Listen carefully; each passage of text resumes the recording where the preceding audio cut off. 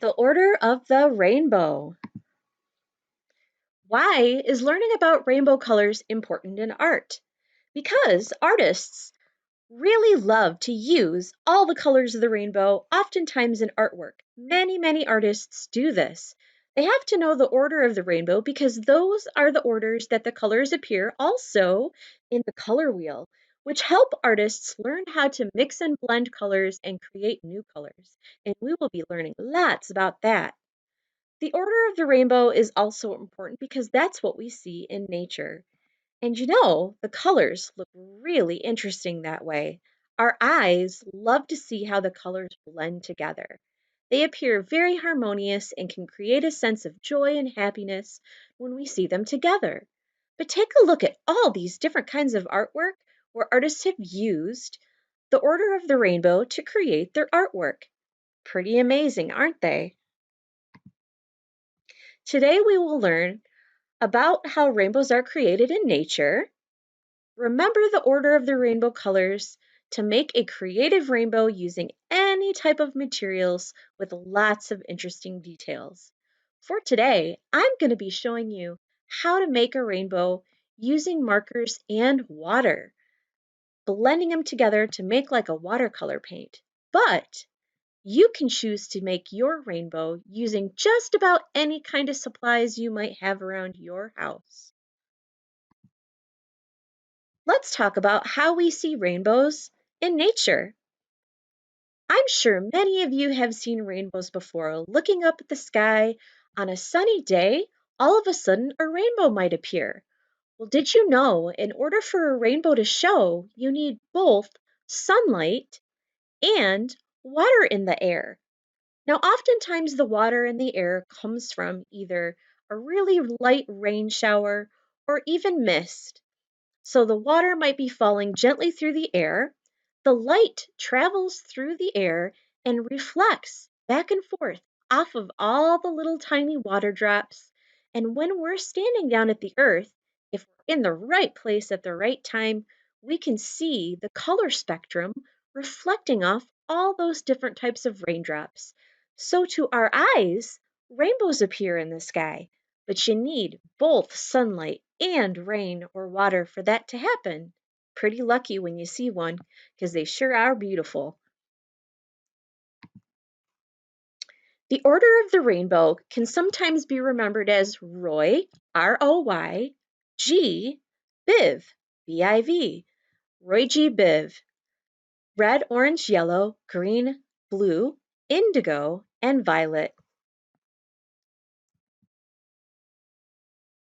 Now let's meet an artist who loves to use rainbows in her artwork. Her name is Sarah Coe. These are paintings created by Sarah Coe. She lives in a country called Scotland. Scotland is pretty far away from where we live in the United States, but she loves to use rainbows in her artwork too. She is very famous for painting rainbows using all the colors in many different ways. We're going to use her artwork as inspiration today for our art. Now let's take a watch at this video so we can get started.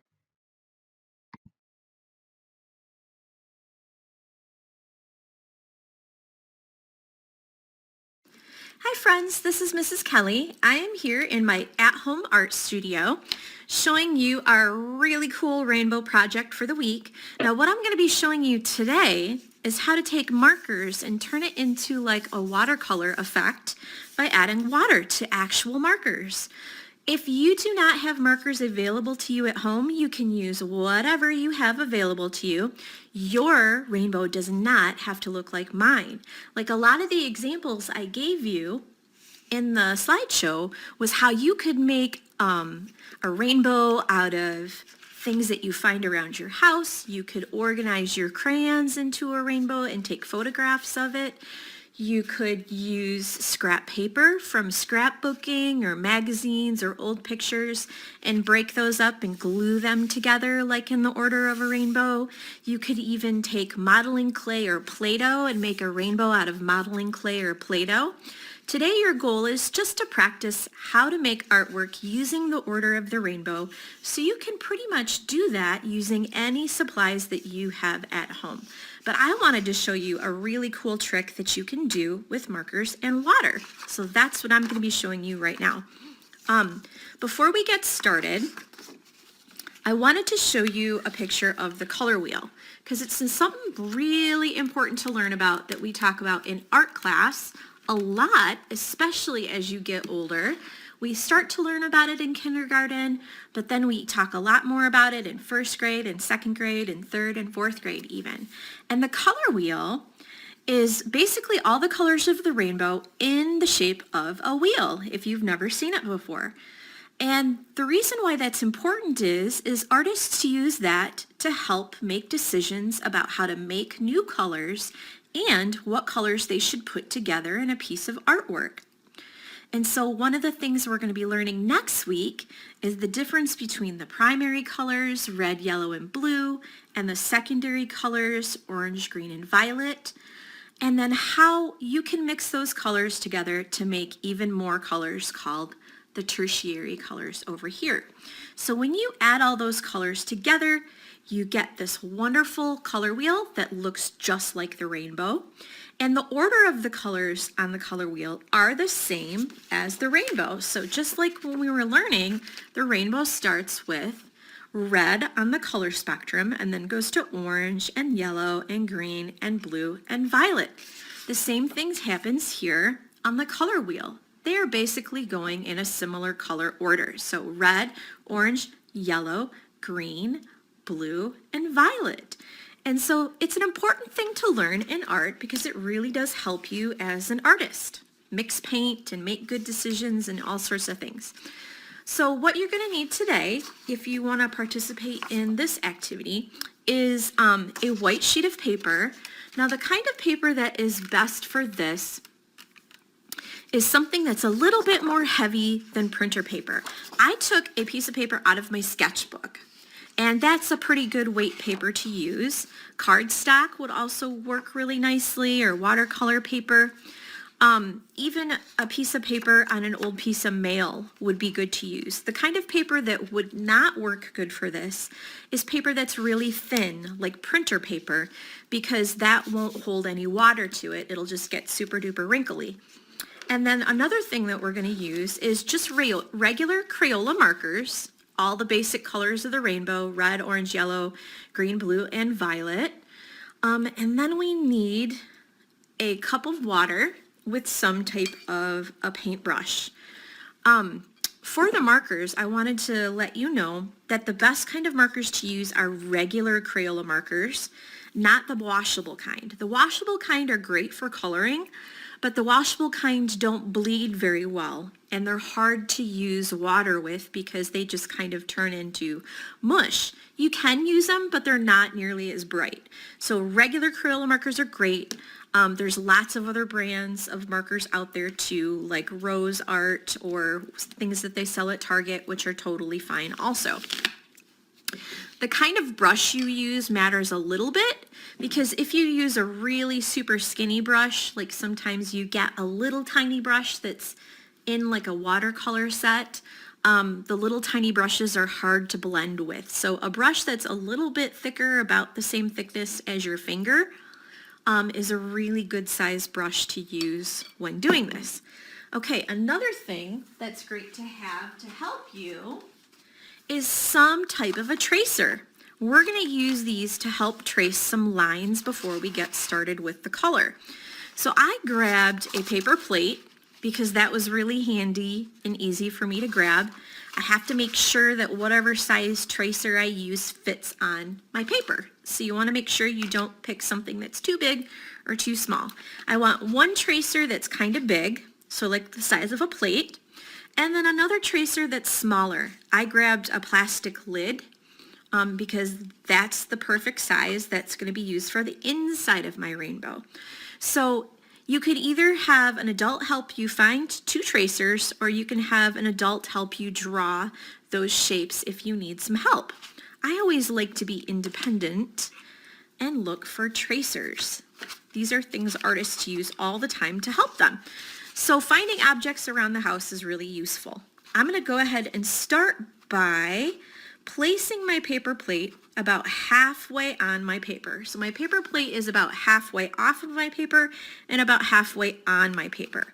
And then I'm going to take one hand and hold it down, take the hand that I hold my pencil with, and draw a very light line. Don't push down real hard, just draw a light line all the way around the top of your paper plate. And then you can pick it up and look at it. It's okay if it's a little bumpy. That's not going to matter.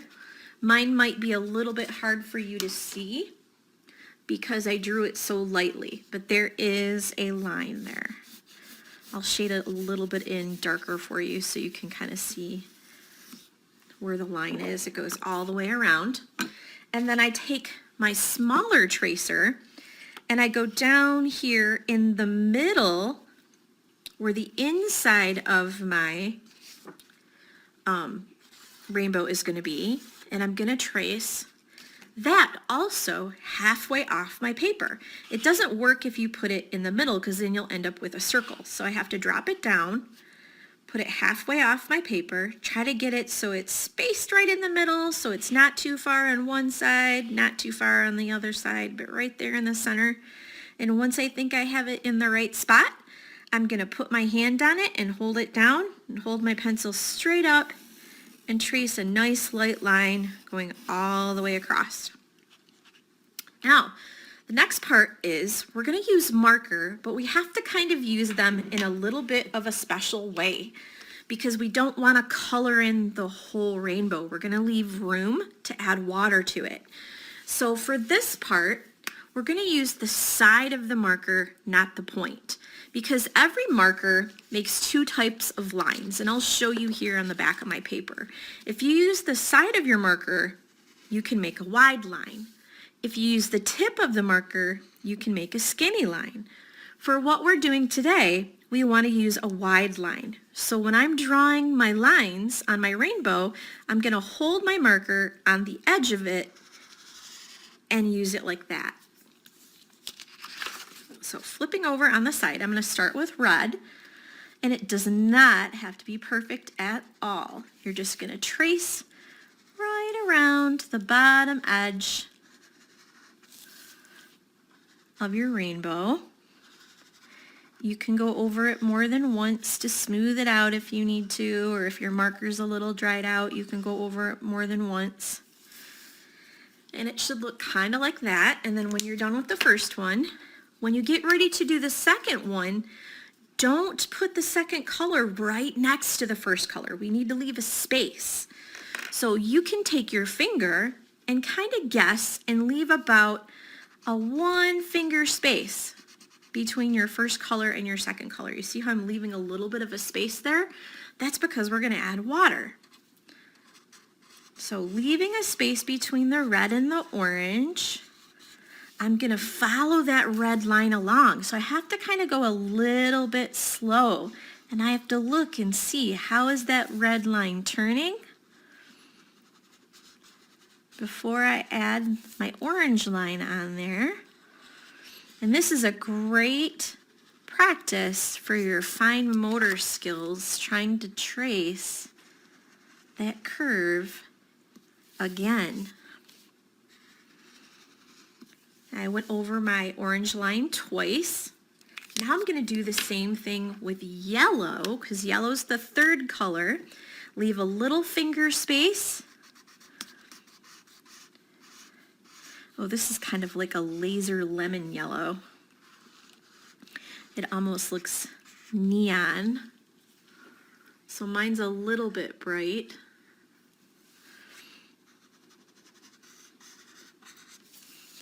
Do the same thing. Doesn't have to be perfect. You're just going to try to leave a 1 finger space. You can go over it a couple of times to smooth it out if you need to. Keep going. Do the same thing with green.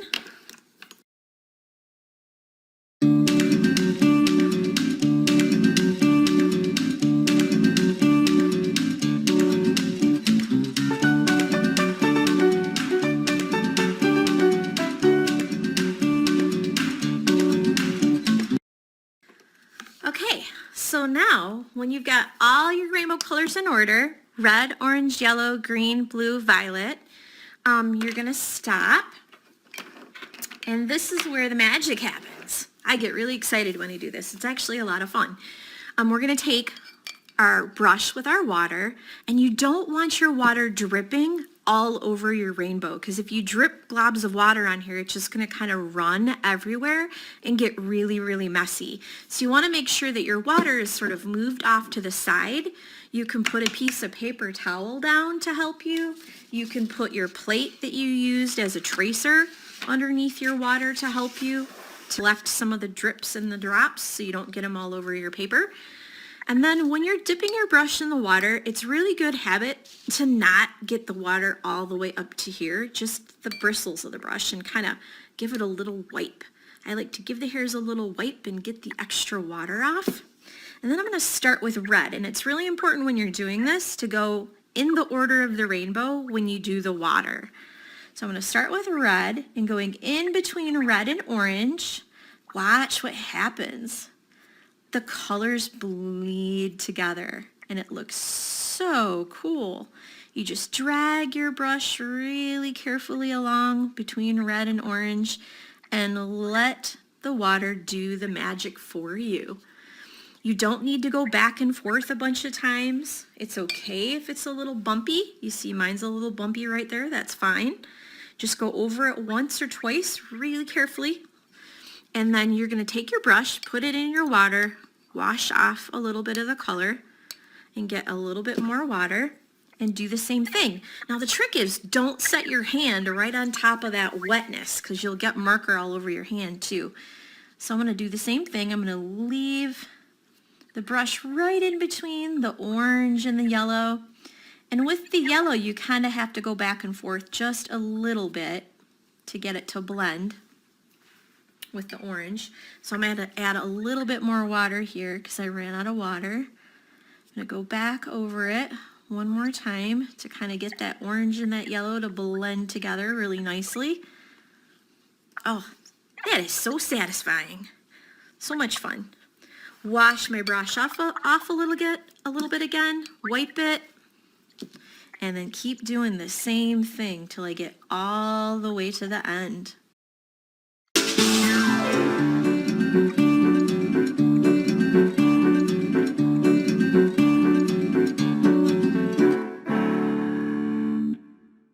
Ta-da! Now it should look kind of like this when you're all done. You're going to want it to dry for about a half hour before you continue on with this project. Make sure that it's completely dry.